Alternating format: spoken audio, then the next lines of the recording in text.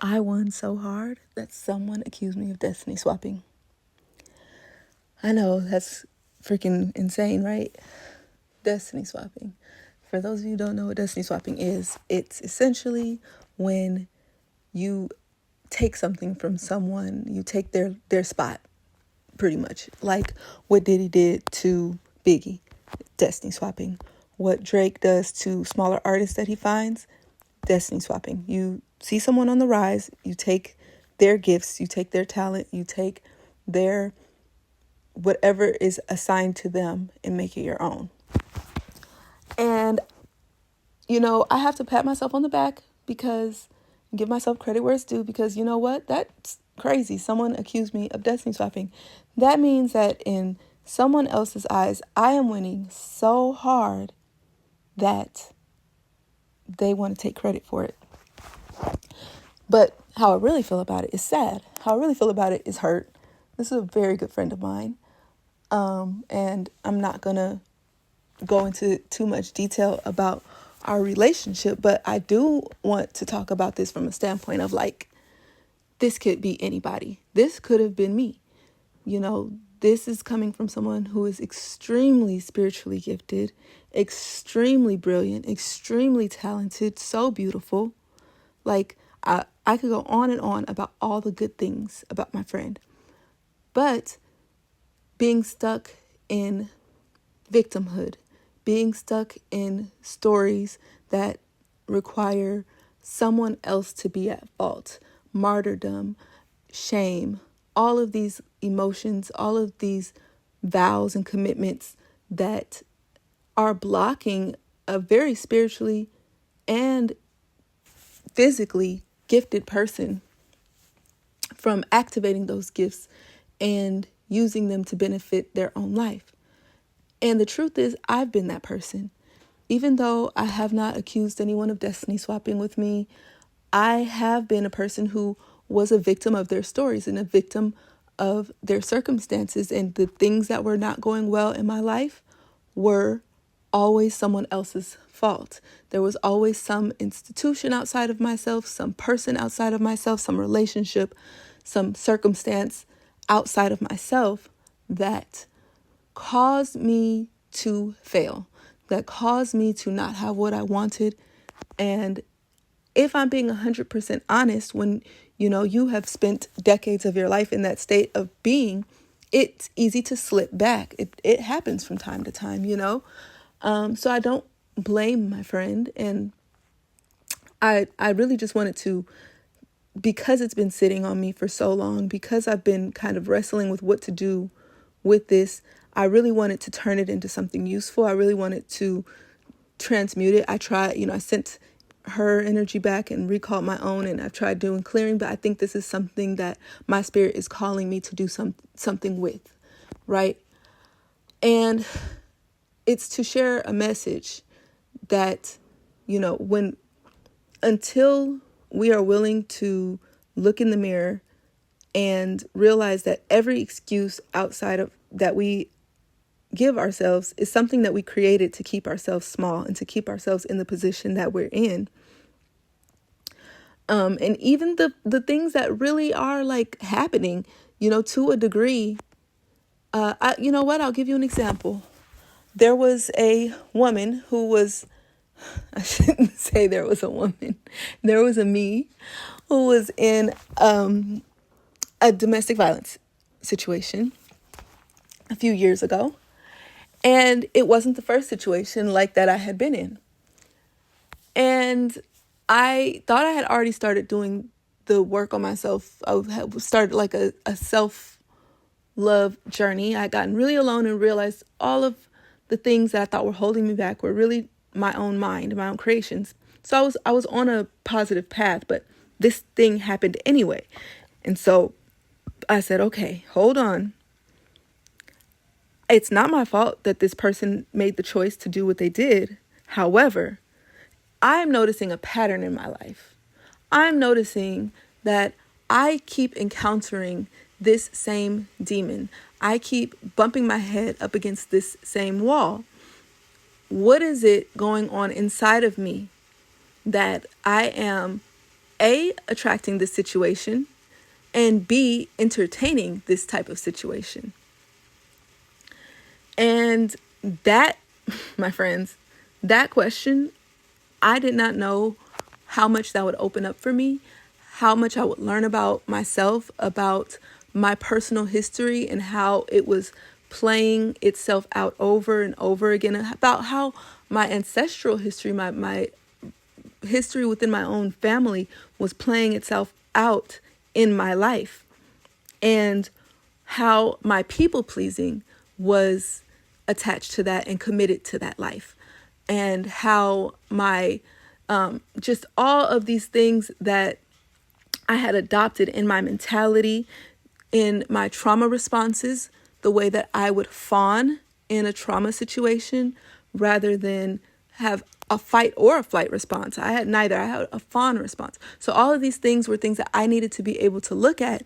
And the only way I was going to be able to look at it was to stop blaming the person outside of myself and to start looking at myself. And this is an extreme situation, and it might trigger some people. It might feel like, oh, you're victim blaming yourself. But that's actually the opposite of what I'm doing. I'm empowering myself. I'm saying that no matter who that individual was outside of myself, clearly I'm able to run into this situation from multiple different people. So because of that, I have some inner work to do. I have some work to do for myself. And gosh, I'm so glad I did it. I'm so glad I did it, because I learned so much about how I was positioning myself, why I was even attracted to certain types of energy from men, and why I would make excuses for them or entertain people who were harmful to me. And so I took radical accountability for myself, and did my best to remove that pattern from my life. And what ended up happening was I started to date better. I started to realize that I attract everything, and I get to pick and choose what energies stay in my life. I learned that people pleasing was keeping negative people in my life, being softer than I needed to be in moments that I needed to be firm, not knowing how to set boundaries, and feeling like I have to be nice and sweet about everything. All of these things were contributing. And I had to learn that kindness and being nice are two different things. I was a nice girl. I was raised to be a nice girl. I was raised to be sweet and polite and accommodating and amicable all the time. And when you're someone like that, yes, you become someone who's very easy to manipulate, very easy to gaslight, and very easy to abuse. And I traded in niceness for kindness. And how I would define kindness is that you're still not disrespecting anybody. You're still not, treating anybody badly, but you are able to be more honest about how you feel, what you want and what you don't want, what you like and what you don't like. You do not have to receive everything that is given to you. You do not have to be accommodating to all energies that might want your entertainment or presence. You get to say no and let that be a complete sentence and not over-explain yourself. These were very hard lessons for me to learn, very hard lessons for me to integrate. I was having conversations with family members who I know would not physically hurt me, but I had been so conditioned not to use my voice against people who I've been trained as to be authority, that I had to literally write notes. Like I'd have to have a notepad with bullet points if I needed to have a difficult conversation, so I wouldn't lose track of my thinking in that moment. And this, just not be able to hold my own ground in a conversation about something that I needed to express. This was very, very deep work. I cried so many tears, wrote through so many journals, and had so many messy conversations that didn't quite go how I expected them to go, that went better than I expected, that went worse than I expected.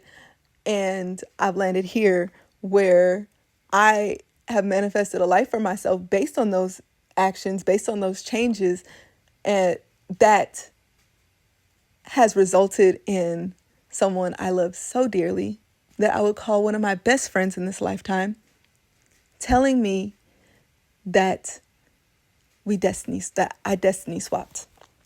And it's so bittersweet.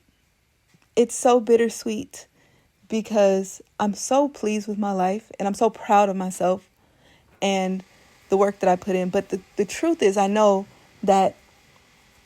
what's happening here because I recognize myself in it. And I pray that anytime that we slip into scarcity mindset, anytime that we slip into victim mindset, that we're able to catch ourselves and come out of it and see and realize our own power. I have no power over anyone else's life, and no one has power over mine. And when I start to think that they do, I have to be reminded that I have power over my own life, and any power that I perceive someone else having over it is power that I gave them and power that I can take back. So while I'm grieving a sacred friendship, or at least a phase of a friendship, I'm also celebrating not only my own life and myself, the self that I've manifested myself as today, I'm also celebrating my friend, because for her to reach out to me, tell me that that's how she felt, set her boundary, and remove me from her life. She has removed an excuse from her life. She has removed someone that can be blamed when things don't go well. And she's that much closer to a breakthrough. I'm so happy for her, and I really hope that she comes through on the other side of it and that we can celebrate together. Like I said, I can have compassion in this situation, although I'm hurt, because I've been there. I had to get rid of all of my excuses, though I did it intentionally at the time that I started. I should read y'all the message that I sent out to everyone. Hold on, let me find it. Okay, I got it. It says, over the next month, I'm going to attempt a hard reset on myself, so to say. I'll abstain from social media, extended phone interaction, gossiping, alcohol, weed, and I'll take inventory of how I'm thinking, feeling, behaving.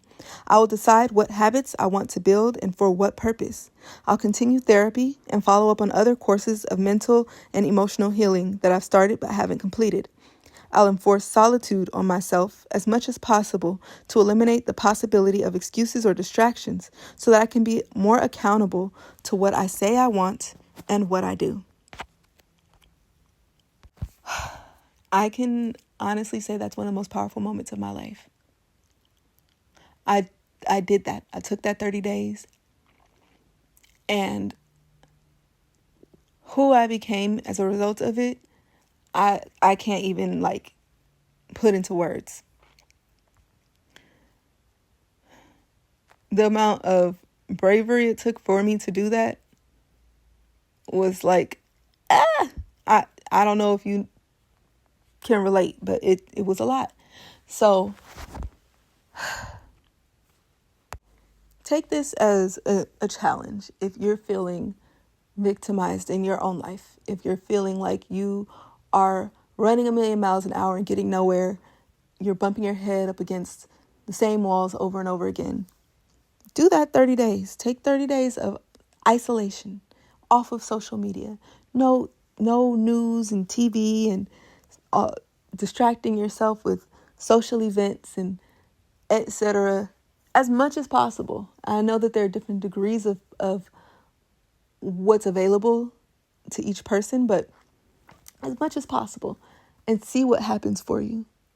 Document everything. Write about every sensation that you have, every thought that crosses your mind, and really get to know yourself intimately and accept what your mind has trained itself to believe so that you can change it. I promise you, it's going to be worth it. Catch you next time.